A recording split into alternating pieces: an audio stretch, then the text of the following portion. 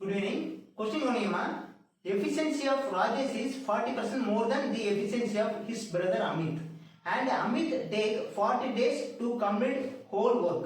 Rajesh worked for 20 days. Then he decided to work with his brother alternatively starting from Amit.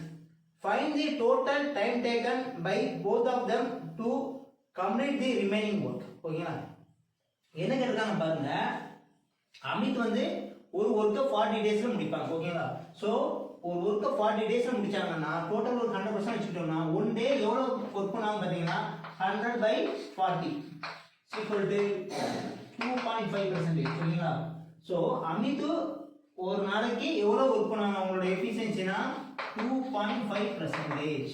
So Rajesh வந்து இவரை விட 40% அதிகமா efficiency இருக்கு. ஓகேங்களா, ஸோ இந்த 2.5ல 10% எவ்வளவு பார்த்தீங்கன்னா 0.25. அப்போ 40% எவ்வளோனா 1. ஸோ 2.5 + 1 எவ்வளோ வரும்? 3.5% ராஜேஷ் ஒரு நாளைக்கு ஒர்க் பண்ணுவாங்க. ஓகேங்களா, ஸோ ராஜேஷ் வந்து 20 டேஸ் ஒர்க் பண்றாங்க. அப்போ 20 × 3.5 = 70% ராஜேஷ் ஒர்க்கு கம்ப்ளீட் பண்ணியிருப்பாங்க. பேலன்ஸ் இருக்கிற ஒர்க்கை ராஜேஷும் அமித்தும் சேர்ந்து பண்றாங்க.